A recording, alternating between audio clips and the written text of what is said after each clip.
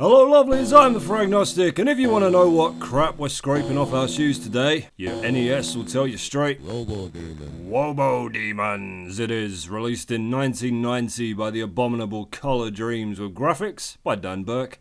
I'm just going to pause the emulator for a second here because this prologue stays on screen for about a tenth of a fucking second. So, in darker times, the demon Cole, king of the netherworld of Hades, created a machine to transplant the souls of demons into the body of robots. With this army of robo-demons, there you go, Cole became the unchallenged master of the earth.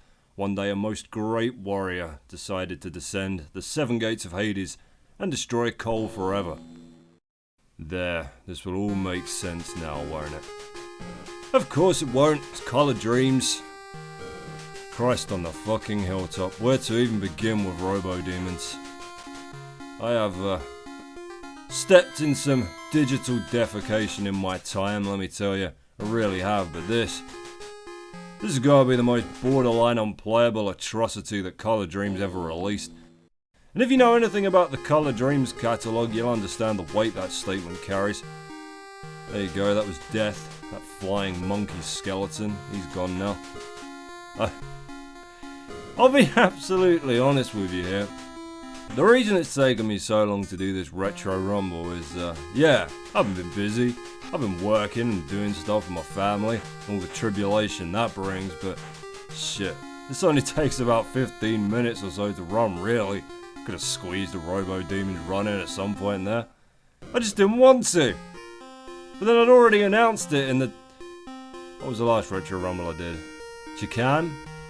I don't know what I was thinking. I could have gone the rest of my fucking life without playing robo-demons again, I really could, but... That's the problem with a Chican playthrough. By the end of it, you're not thinking straight. You need to lie down, you need food and rest. You need to see a fucking doctor.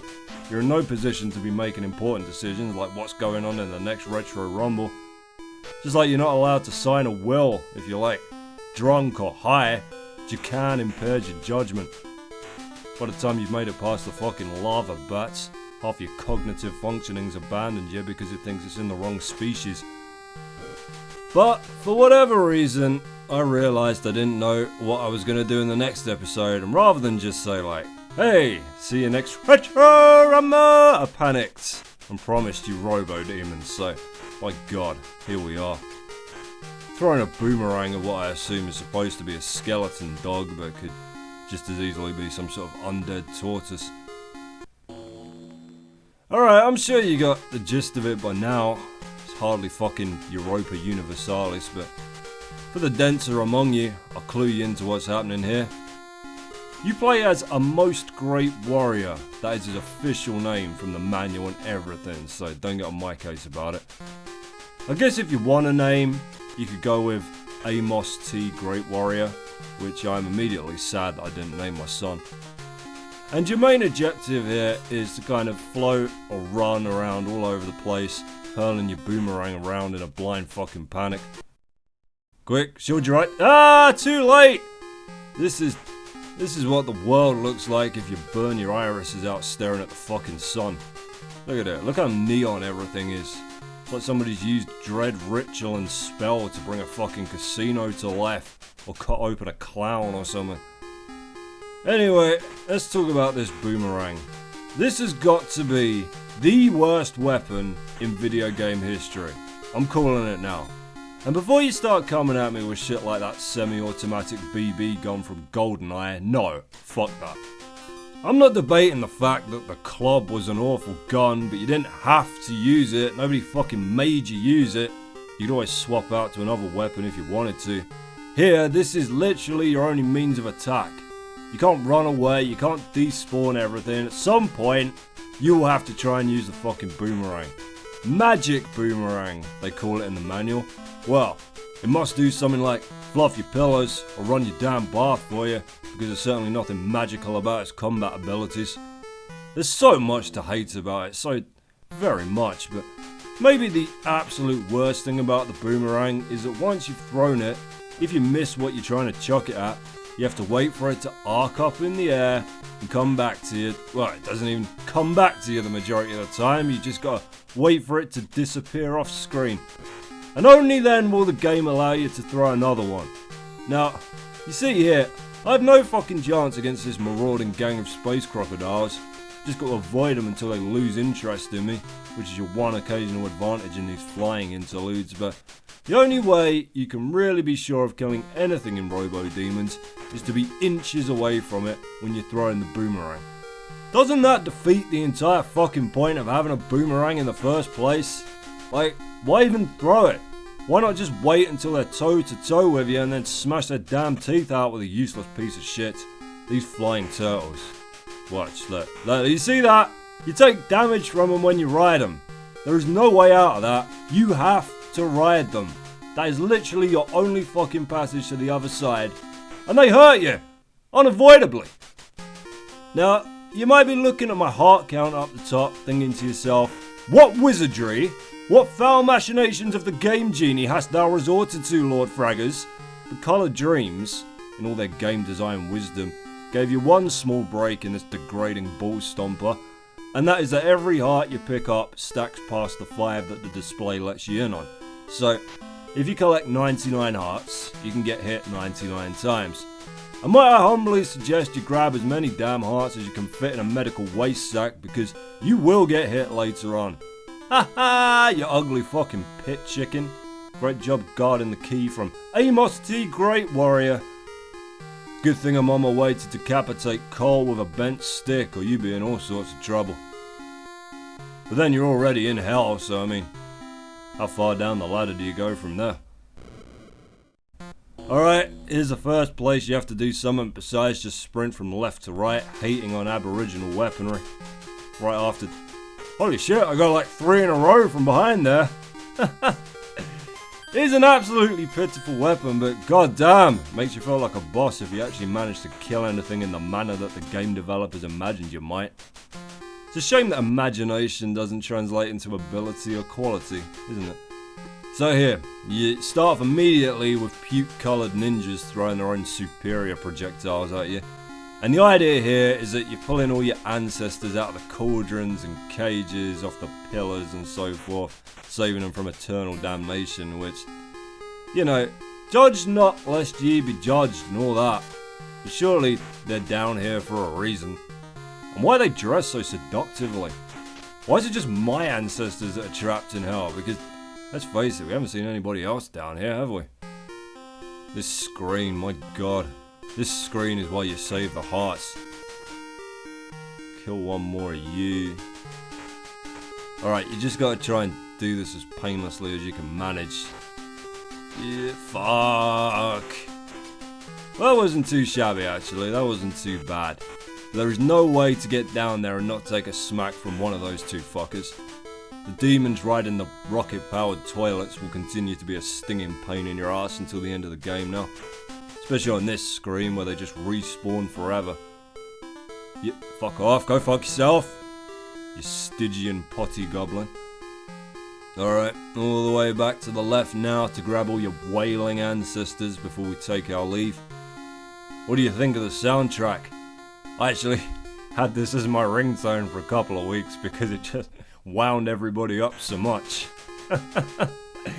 Like most Colored Dreams games, this is just the same 30-second loop repeating over and over until it's all you can hear at night as you lie in your bed.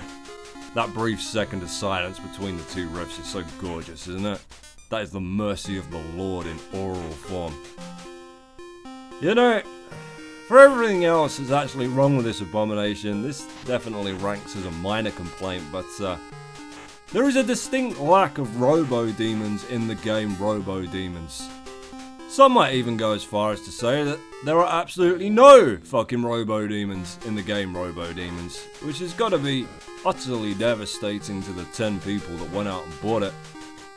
See, initially, I thought like, the little red devils marinating in their own shit here with the ROBODEMONS, but if you check the manual, which I always do for a playtest like this, you'll see that there are ROBODEMONS and there are lesser demons.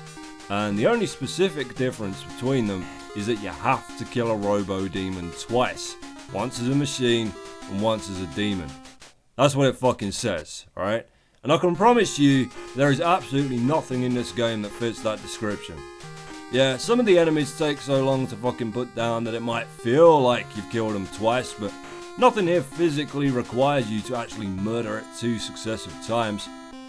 We're in the demon's living quarters right now, and you know, if you play Doom or watched a horror movie or listened to any kind of cautionary religious diatribe, you might be labouring under the misapprehension that the ideal demonic dwelling would have like flayed bodies all over the walls, satanic seals and symbols, blood running in rivers, maybe a little Sinead O'Connor on the radio, but look at these digs, man. What demons are really into is books, cozy fireplaces, good English roast dinner on the table, and windows. Can't imagine there's much of a view, to be honest. The stage is stuck between a castle and a factory, and none of them are actually tall enough to look out of them without doing that derpy hop that they all seem to try and intimidate me with the second I stroll on screen, but they're far more civilized than I gave them credit for. I'm still trying to figure out my character sprite here. 5 years on from when I first played this, it still makes disturbingly little sense to me. I can see the red boots, the red wristbands, the red shoulder pad. What the fuck is the rest of it? I think it's like some sort of helmet I'm wearing there. If I squint at it, it almost makes sense. But the rest of you looks like you've just come charging in here without any fucking clothes on. Like one of the guys from Daft Punk who's had a psychotic episode. That's such an Amos T. Great Warrior thing to do. Bursting into hell with your dick slapping between your thighs, fresh from the fight with your wardrobe that constitutes dressing yourself, boomerang in one hand, the other eternally clenching a middle fingered salute. All the while listening to your favourite song, a 30-second loop of mournful Renaissance string warbling that's better suited to an early game RPG village where you browse the inadequate wares of the broken peasants living under the crushing rule of King Blackheart. That is so Amos T. Great Warrior. Check out the cover art to this monstrosity if you get a second. He's wearing something. It ain't this, but goddamn it, it's sure as hell something. It looks like what a cyclist would wear in the future to erase the last shreds of guilt you'd have about crushing them under your wheels out on a country road. Oh man, 2 stages left. The Demon Factory. Now, it says there you gotta destroy the robots and the power poles, so you think, holy shit, finally, some robo-demons. Charade you are, player. That's mud in your eyes, old chap. It really fucking bothers me how those flying stages just ends, like the whole game's crashed. Especially the ones where you gotta kill something to get out, like, you don't even see it explode, the screen just goes black, and suddenly you're here with a couple of demonic dickheads throwing shit at your face. As a power pole we just knocked off the wall. Can't tell you how much bloody fannying about it took to find the exact spot you have to stand in to hit these fucking things. Literally any further forwards or backwards, and you can burn in hell. Die there, go to Hell's Secret stage, do some more burning. And as I'm sure you can imagine, Robo-Demons is an absolute delight to control while you're trying to accomplish this, and in no way feels like trying to steer a submarine out of a whale's arse with the power of prayer.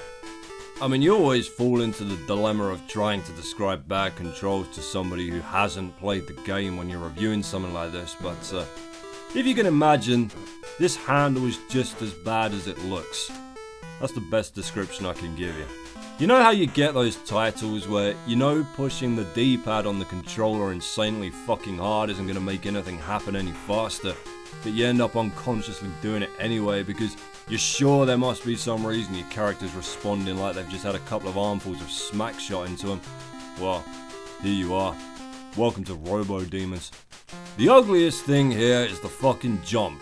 I should have pointed this out back in the 3rd stage when I stole that key from Foghorn Leghorn because that was a perfect example. The jump is an utter fucking lottery. Are you gonna go high? Are you gonna go far? Are you just gonna hop on the spot like an idiot while you get shot at? You'll never know until you hit the button. But walking off ledges, on the other hand, that's maybe the one thing in the entirety of Robo-Demons that performs with any consistency because you always walk another perfectly straight 2 steps in mid-air before you actually start to drop off the ledge. So most of the time, just walking off the edge of a fucking platform gets you further than using the jump button, which is like having a mechanic where stabbing yourself in the face occasionally kills everything in the room, which would be insanely useful here because Jesus Christ, this yellow bastard never stops shitting out these sentry drones. For the love of God, drop... Hooray! Were I a far less patient man, I would have just run for the door because you don't actually have to kill anything here before you get to King Cole. But that's not how Amos T. Great Warrior handles his business. We got Halloween spook house ghosts coming out the vents here from their nest in the laundry room. I saw a trailer for a movie a couple of days ago called A Ghost Story where Casey Affleck is a ghost and he has a sheet over him with eye holes and everything. I think it's meant to be deep and affecting, but it does seriously just look like the director managed to piss off the visual effects team and had to improvise. Fuck me, I'm getting butchered here. This is where all those extra hearts come in handy, lovelies. See? Hasn't even budged. It's kind of a shame, really, because the funniest thing in this whole game is the death scream. I'm gonna set that fucking thing as my message tone. Here he is, Demon Cole. Jesus Christ, look at this dopey bastard. Just stay over here, tickle his chin with your boomerang. You can destroy his arms separately, but if you get his head, the whole lot pops off at once. There you go. The mother of all death animations. And that is a way better death scream than the one you get, I assure you. And thus, the Demon Cole was destroyed and his condemned souls were freed from hell. So there you go, you didn't need to bother picking all your ancestors up after all. Everybody gets out when Cole gets his head blown up anyway. The end. Congratulations. Fuck me. Well, I don't know what we're going to play next time on Retro Rumble, and frankly, I've learned my lesson from last time, so this is me saying goodbye, expect nothing, I love you, it's probably Jurassic Park, party on, ROBODEMONS. later.